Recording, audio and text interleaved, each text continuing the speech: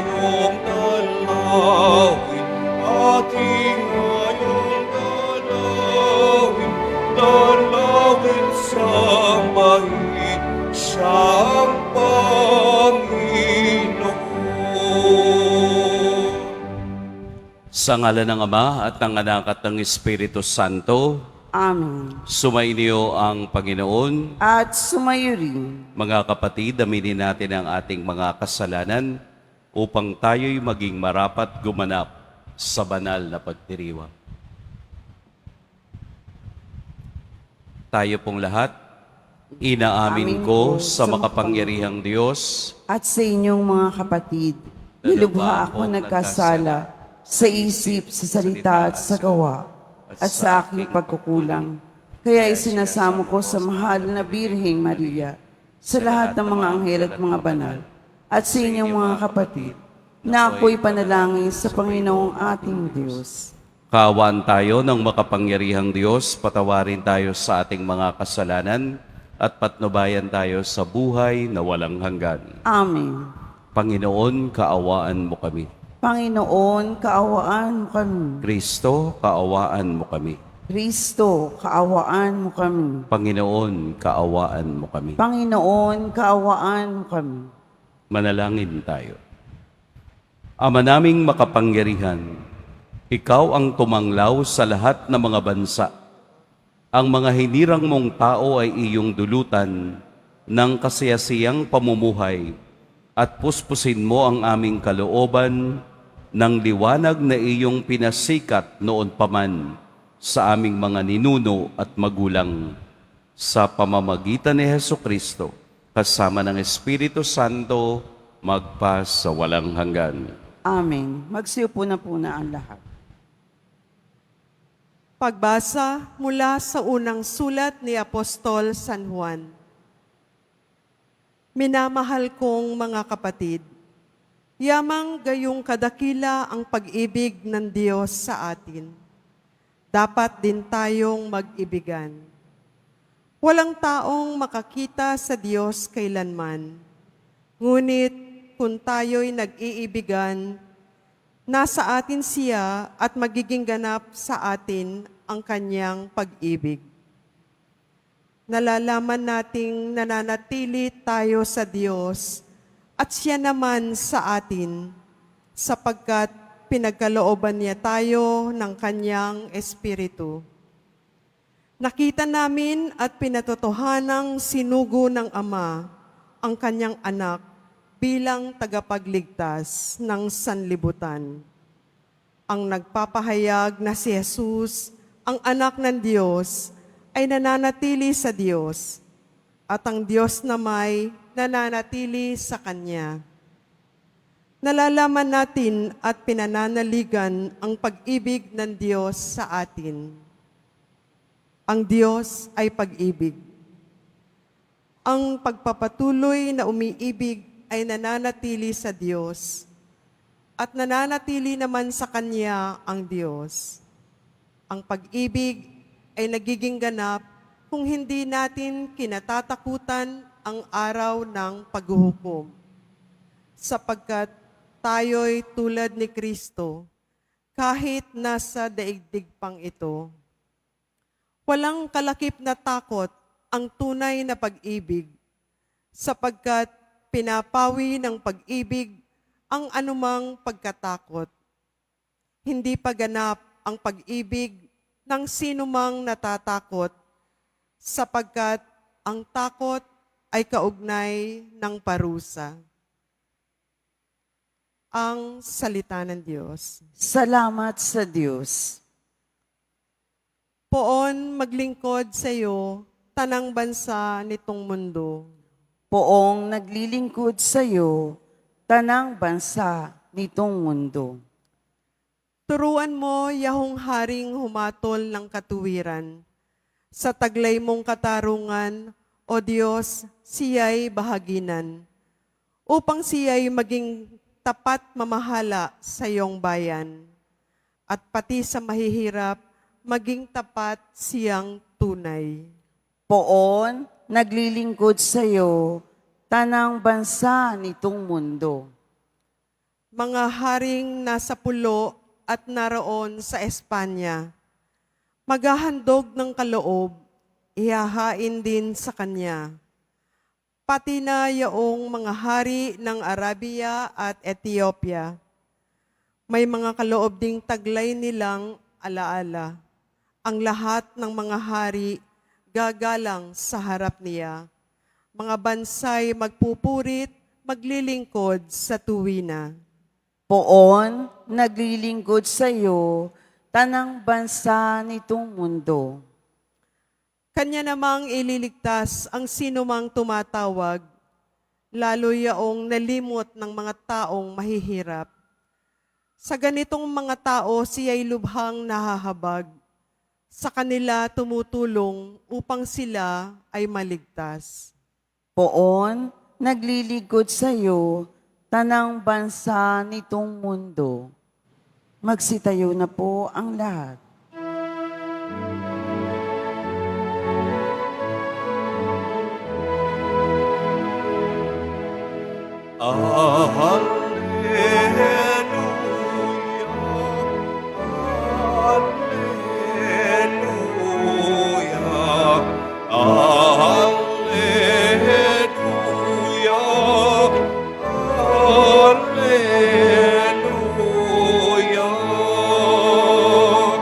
Si Kristo'y naging tao, Hari ng langit at mundo, kaya't manalig tayo.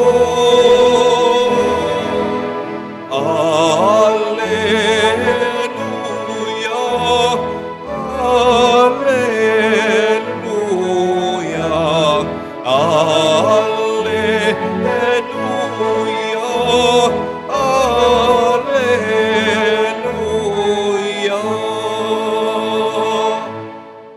Sumainyo ang Panginoon. At sumayo rin, Ang mabuting balita ng Panginoon ayon kay San Marcos. papuri sa iyo, Panginoon.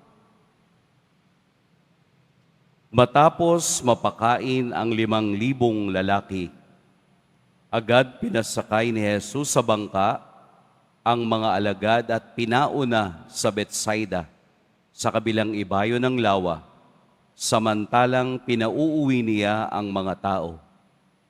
Pagkaalis nila, siya'y umahon sa burol upang manalangin. Sumapit ang gabi. Nasa laot na noon ang bangka, samantalang si Jesus ay nag-iisa sa katihan. Nakita niyang nahihirapan sa pagsagwa ng kaniyang mga alagad, sapagkat pasalungat sila sa hangin. At nang madaling araw na, sumunod sa kanila si Jesus na naglalakad sa ibabaw ng tubig. Lalampasan niya sana sila, ngunit nakita ng mga alagad na siya'y lumalakad sa ibabaw ng tubig, kaya't napasigaw sila. Ang akala nila'y multo at kinilabutan silang lahat. Ngunit agad niyang sinabi sa kanila, "Huwag kayong matakot, si Jesus ito. Lakasan ninyo ang inyong loob." Sumakay siya sa bangka at tumigil ang hangin. Sila'y lubhang nang gilalas, sapagkat hindi nila naunawaan ang nangyari sa tinapay. Hindi pa ito abot ng kanilang isip. Mga kapatid, ang mabuting balita ng Panginoon. Pinupuri ka namin, Panginoong Heso Kristo. Magsiupo muna po ang lahat. Magandang umaga po sa lahat. Magandang umaga po, Father. Atin pong purihin at dakilain ngayong umaga ang ating poong Jesus Nazareno. Huwag kayong matakot. Ang takot po o fear ay normal, natural response ng tao sa sitwasyong mapanganib. Fear. Kapag po tayo ay natatakot, nawawala ang tamang isip at desisyon. Tama po ba? At lahat tayo ay nakaranas na ng pagkatakot. Yung iba nga hindi pa nangyayari, natatakot na, di ba? O kaya naman, tinatakot tayo nung mga hula-hula na wala pa naman, pero it paralyzes our mind to think better. Nakatatakot ang takot. Tinatanggal nito ang talino at kaisipan ng tao. Mayroon dalawang uri ng pagkatakot. Meron po yung healthy at unhealthy. Yung healthy na takot, pag alam mong nakakita ka ng cobra, ano ang ginagawa mo? So umaalis ka. So that's healthy.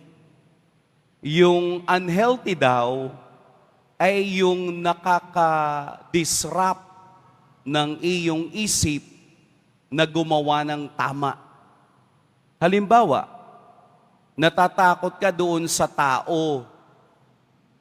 So kapag natatakot ka doon sa tao, nawawala na yung tamang kaisipan kung anong response ang iyong gagawin. Halimbawa, sa boss mo, takot ka kasi para kang naka-apak sa numero. Lahat na lang ng gagawin mo, pinapansin. Lahat na lang ng ginagawa mo, parang mali. Kaya nagpo-produce ka ng takot.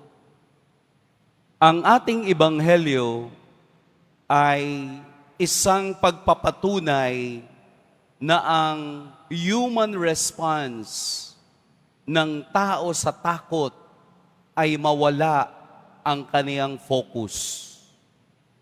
Kaya si Jesus ay nag-assure agad sa kanila na huwag kayong matakot.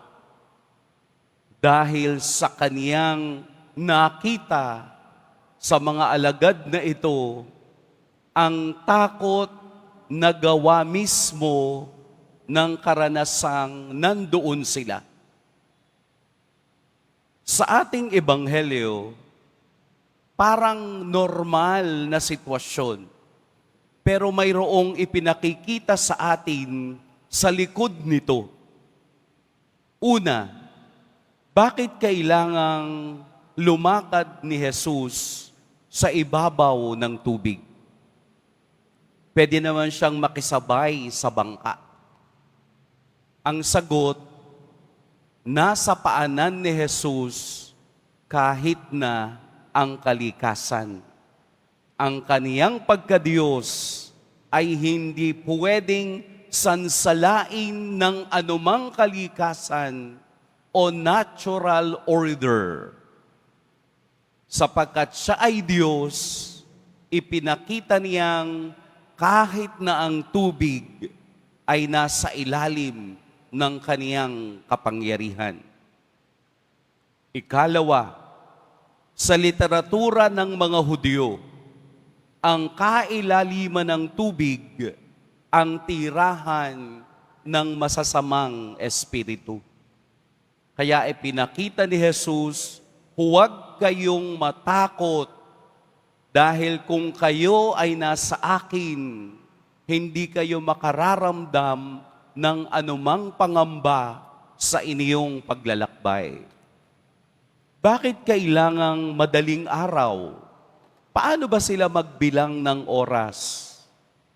Nung panahon na yon, binibilang ang oras sa 4. First watch, second watch, third watch, at fourth watch. Ibig sabihin, fourth watch, between 3 to 6. Ang kanilang pangingisda ay between 3 to 6. Kung saan mas makapangyarihan ang kalikasan. Sa pagpapakita ni Jesus na kahit na ang oras ay pasok at nasa ilalim ng kaniyang kapangyarihan. Muling inuulit ni Jesus sa atin ngayon na tayong mayroong mga takot sa buhay, ay ina-assure ni Jesus na huwag matakot. Tayo na nakararanas ng mga alon ng buhay ay mayroong kakapitan na makapangyarihan sa lahat. Tayo na hindi makapag-isip ng tama dahil sa takot na hindi pa man nangyayari, natatakot ka na, ay binibigyan ni Jesus ng assurance na katulad ng narinig natin sa unang pagbasa. Ang pag-ibig, ang tunay na pumapawi sa anumang takot na nararamdaman ng tao. Ano ang antidote ng fear? Trust. Tiwala. Ang antidote o kalaban ng takot ay tiwala. Trust in the Lord. Sapagkat ang taong mayroong tiwala sa Diyos, napapalitan ng pagmamahal dahil ito ang sandigan ng pagkakristyano. Ang palitan ng pagmamahal, ang takot na ating nararamdaman. Ang takot po ay pumapatay sa espiritual na buhay ng tao. Pero ang pagtitiwala sa Diyos ay nagbubunga ng marami pang pagmamahal sa lahat. Anong kinakatakot mo ngayon? Isipin ninyo, yung iba natatakot mamatay. Huwag kayong matakot mamatay. Kasi lahat tayo mamamatay. At hindi tayo mapupunta sa kaharian ng Diyos kung hindi natin mararanasan ang kamatayan.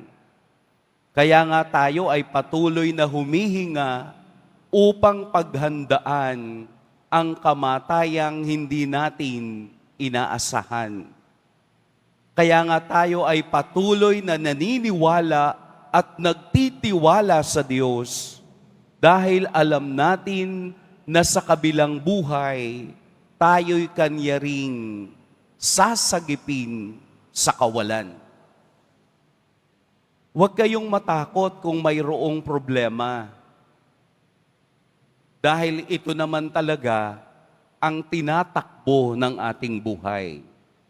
Ang maging matatag at magtiwala sa Diyos sa mga hindi inaasahang alon ng buhay.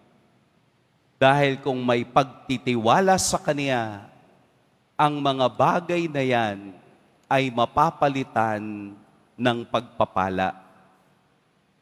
Magtiwala tayo ng mas malaki kesa matakot tayo ng buo. Mas magandang magtiwala sa Diyos dahil nakita na natin sa karanasan ng mga alagad na ang pagtitiwalang iyan ay nagbubunga ng pagkilala sa Diyos, ng pagsunod sa Diyos, ng pakikiisa sa Diyos, ng pakikiugnay sa Diyos. Dahil alam mo, within and deep in your heart, na ang Diyos ang huhulma sa ating buhay. Huwag nating hayaang maparalyze tayo ng takot na hindi natin kayang yakapin. Hayaan nating matakpan ang takot na ito ng pagtitiwala at pagmamahal ng Diyos. Pagpalain tayo ng poong may kapal. Magsitayo na po ang lahat. Minamahal kong mga kapatid, hilingin natin sa ating Ama sa Langit na palakasin ang ating pananampalataya at tulungan tayong mapaglabanan ang ating mga takot. Ama, maging lakas ka namin. Ama, maging lakas ka namin. Ang simbahan sa buong mundo naway magpakita ng malalim na pananampalataya sa Diyos na ating Ama na siyang nagpapatnubay sa mga pangyayari sa mundo. Manalangin tayo. Ama, maging lakas ka namin.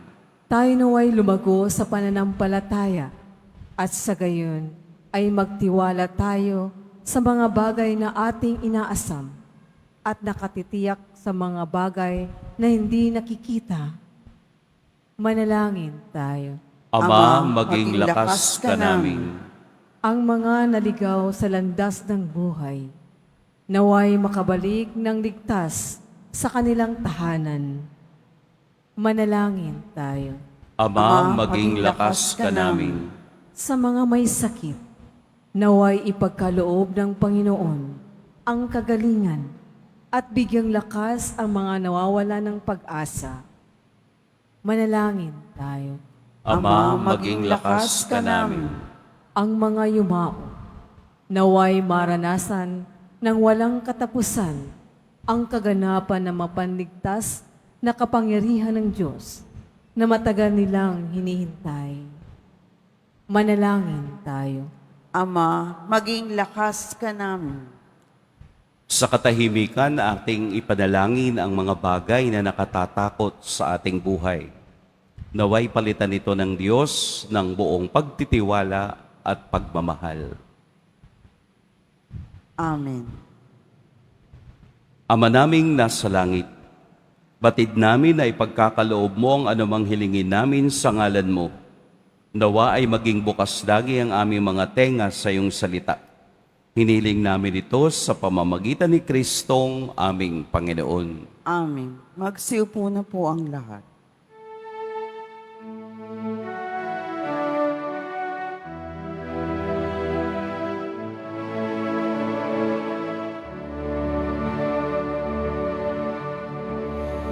Salamat sa iyo, aking Panginoong Yesus. Ako'y inibig mo at inaking ang tanging alay ko sa'yo, aking Ama, ay buong buhay ko, puso at kaluluwa, di makaya na may pagkaloob. Mamahaling iyas, ginigintong nilokob ang aking dalangin. O Diyos ay tanggapin ang tanging alay ko, naway gamitin. Ito lamang, Ama, wala nang iba pa akong hinihiling. Tayo na po ang lahat. Manalangin kayo mga kapatid upang ang paghahain natin ay kalugdan ng Diyos amang makapangyarihan. Tanggapin nawa ng Panginoon itong paghahain sa iyong mga kamay, sa kapurihan niya at karangalan, sa ating kapakinabangan at sa buong sambayanan niyang banal. Ama naming lumikha, ang tapat na pag-ibig at pagkakasundo ay sa iyo nagmumula. Ipagkaloob mo ang aming mahainan ang aming mga alay ang iyong kadakilaan at aming mapagsaluhan sa banal na pakikinabang ang aming ipinagdiriwang. Sa pamamagitan ni Hesukristo, kasama ng Espiritu Santo, magpa sa walang hanggan. Amen. Sumainyo ang Panginoon. At sumayo rin. Itaas sa Diyos ang inyong puso at diwa. Itinaasa namin sa Panginoon. Pasalamatan natin ang Panginoong ating Diyos. Marapat na siya ay pasalamatan. Ama naming makapangyarihan, tunay ngang marapat na ikaw ay aming pasalamatan. sa pamamagitan ni Jesucristo na aming Panginoon, sa katauhan ng iyong isinugong Mesiyas, nahayag sa amin ang katuparan ng iyong balak. Ngayon nga ay iyong ipinakikita sa tanan, ang liwanag na tumatanglaw sa sangkatauhan. Sa pagpapahayag ng anak mong ginigiliw, na siya ay hindi naiba sa amin, minarapat mong sa pagkatao namin magningning ang kariktan ng kadakilaan niyang di magmamaliw. Kaya kaisa na mga anghel na nagsisiawit ng papuri sa iyo, nang walang humpay sa kalangitan, kami nagbubunyi sa iyong kadakilaan. Santo, Santo, Santo, Panginoong Diyos ng mga hukbo, napupuno ang langit at lupa ng kadakilaan mo, o sana sa kaitaasan. Pinagpalang na paririto sa ngalan ng Panginoon, o sana sa kaitaasan. Magsilod po ang lahat. Ama naming banal, ikaw ang bukal ng tanang kabanalan. Kaya't sa pamamagitan ng iyong Espiritu, gawin mong banal ang kaloob na ito upang para sa amin maging katawan at dugo ng aming Panginoong Heso Kristo. Bago niya pinagtiis ang kusang loob na maging handog, hinawakan niya ang tinapay, pinasalamatan kaniya, pinaghati-hati niya iyon, iniabot sa kaniyang mga alagad at sinabi, "Tanggapin ninyong lahat ito at kanin. Ito ang aking katawan na ihahandog para sa inyo."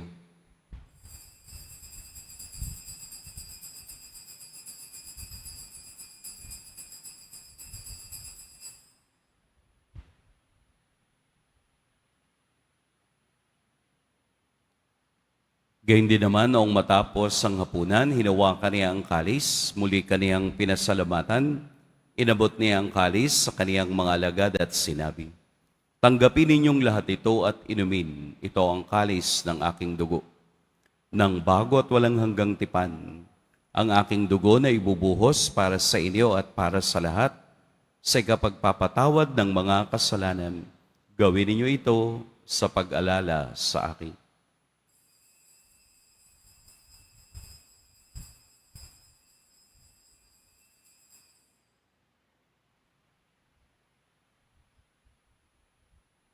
Magsitayo na po ang lahat. Ipagbunyi natin ang misteryo ng pananampalataya. Si Kristo'y namatay, si Kristo'y nabuhay, si Kristo'y babalik sa wakas ng panahon. Ama, ginagawa namin ngayon ang pag-alala sa pagkamatay at muling pagkabuhay ng iyong anak. Kaya't iniaalay namin sa iyo ang tinapay na nagbibigay buhay at ang kalis na nagkakaloob ng kaligtasan. Kami nagpapasalamat dahil kami iyong minarapat na tumayo sa harap mo para maglingkod sa iyo. Isinasamo namin kaming magsasalo-salo sa katawan at dugo ni Kristo ay mabuklod sa pagkakaisa sa pamamagitan ng Espiritu Santo. Ama, lingapin mo ang iyong simbahang laganap sa buong daigdig. Puspusin mo kami sa pag-ibig, kaisa ni Francisco na aming Papa, at ni Jose na aming obispo at ng tanang kaparian.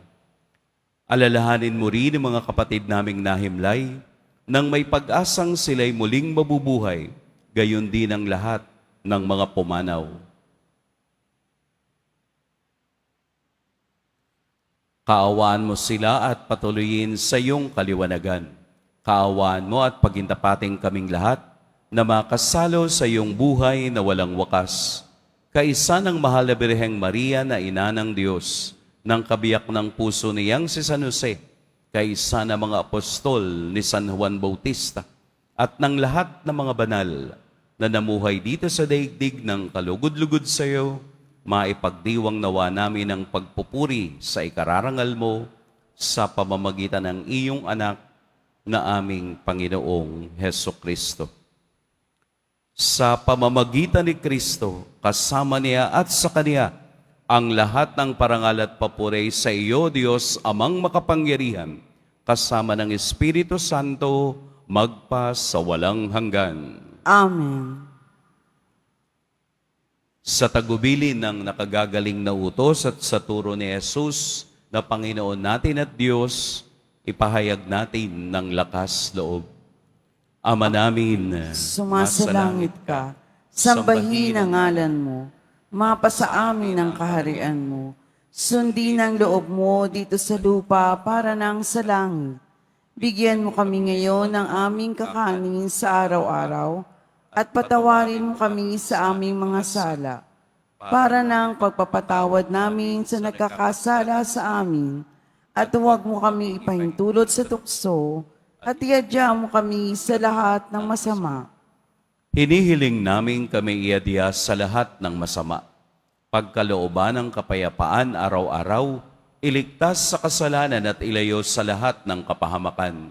Samantalang aming pinananabikan ang dakilang araw ng pagpapahayag ng tagapagligtas naming si Heso Kristo. Sapagkat iyo ang kaharian at ang kapangyarihan at ang kapurihan magpakailanman. Amen. Panginoong Hesukristo, sinabi mo sa iyong mga apostol, kapayapaan ang iniiwan ko sa inyo, ang aking kapayapaan ang ibinibigay ko sa inyo. Tunghayan mo ang aming pananampalataya at huwag ang aming pagkakasala. Pagkalooban mo kami ng kapayapaan at pagkakaisa ayon sa iyong kalooban, kasama ng Espiritu Santo, magpa sa walang hanggan. Amen. Ang kapayapaan ng Panginoon naway laging sumainyong lahat. At sumayo rin. Magbigayan kayo ng kapayapaan sa isa't isa.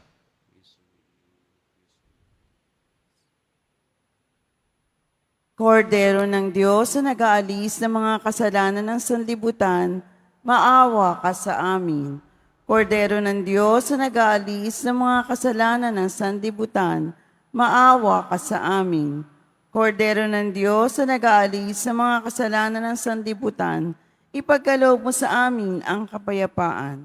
Magsiluhod po ang lahat. Narito si Jesus ang patuloy na nagsasalita sa ating huwag kayong matakot.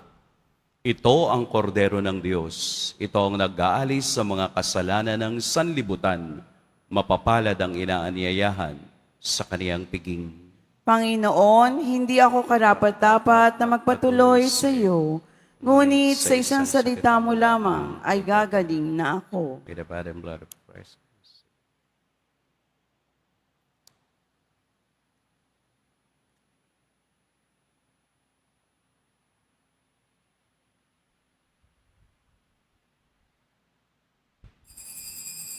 Para sa lahat ng tatanggap ng banal na komunyon, sasagot po tayo ng amen pagkasabi ng pari o ng lay minister ng katawan ni Kristo at isubo agad sa bibig bago umalis sa harapan ng pari o lay minister. Sumunod po tayo.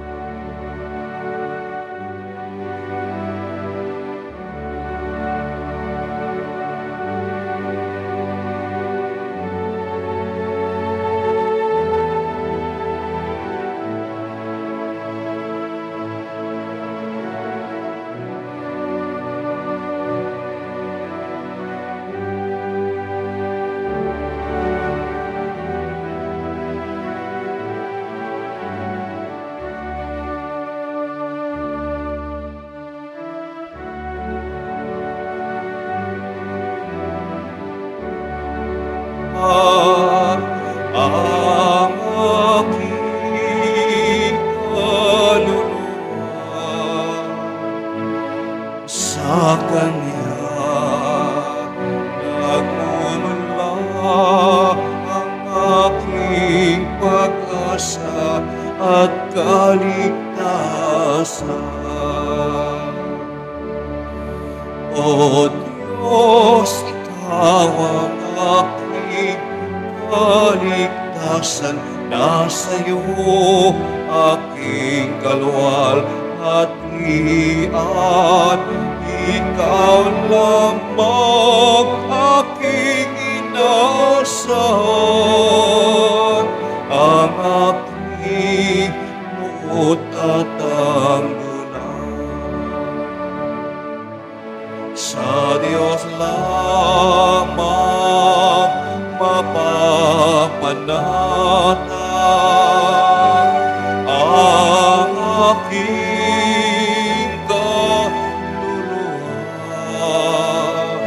sa Kanya nagmumula ang aking pag-asa at kaligtasan.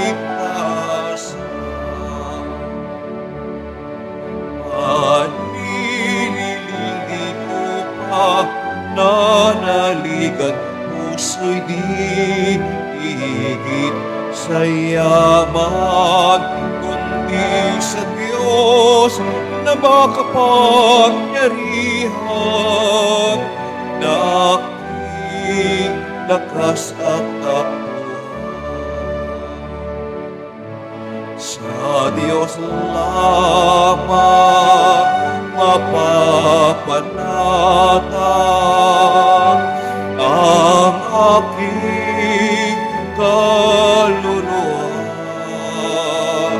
Sa Kanya nagmumula ang aking pag-asa at kaligtasan. O Diyos, Ikaw ang aking kaligtasan, nasa'yo aking kalwalhatian. Ikaw lamang aking inaasahan,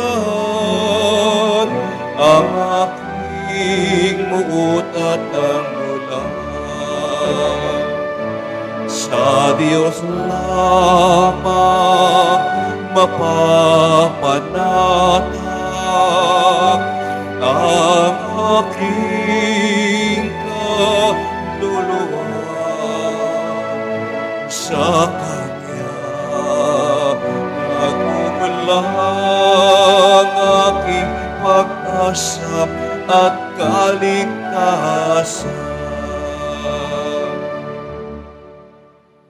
Announcement for Fiesta Masses. Ipinagbibigay alam po sa lahat ng schedule ng mga misa sa darating na January 8 at 9, 2025 ay ang mga sumusunod. January 8, 2025, Miyerkules. Mag-uumpisa ang ating 33 Fiesta Masses sa ganap na ikatatlo ng hapon hanggang alas 11 ng gabi, oras-oras. January 9, 2025, Huwebes, sa iganap na ika-12 ng hating gabi hanggang alas 11 ng gabi, oras-oras. Ang Misa Mayor ay sa January 9, 2025, Huwebes, sa iganap na ika-12 ng hating gabi sa Kirini Grandstand, at ito ay pamumunuan ng kanyang kabunyiang Jose Cardinal Advincula, Arsobispo ng Maynila. Makiisa po tayo sa mga gawaing ito. Mga kadeboto, mabibili pa rin po sa ating Parish Finance Office ang Nazarenong Images, Nazareno Medallion at ang Nazareno Novena and Prayer Booklet in English or Tagalog. Pagkatapos ng misa, wibisikan po ang lahat ng banal na tubig. Pinakikiusapan ang lahat na manatili lamang muna sa inyong mga lugar. Tanging sa Quezon Boulevard o sa Plaza San Juan lamang ang labasan ng lahat.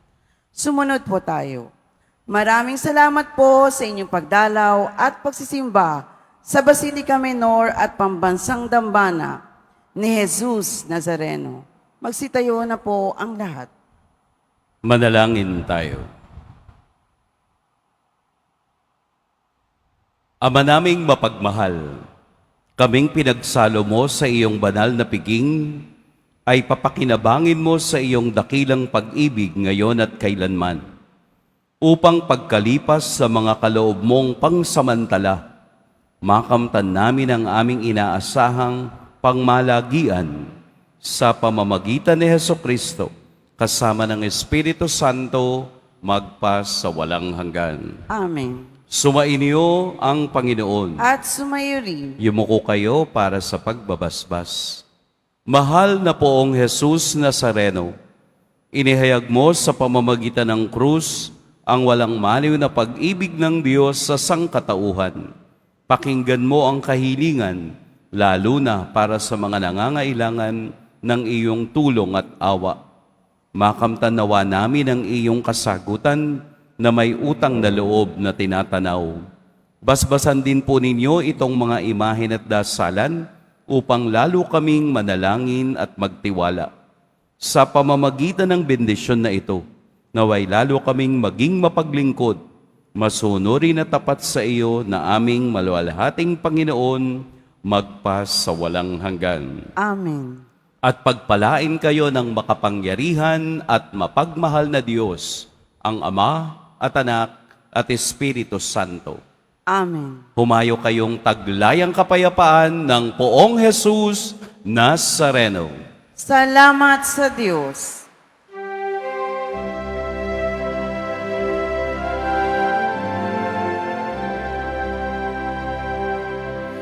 Nuestro Padre Jesús Nazareno, sinasamba ka namin.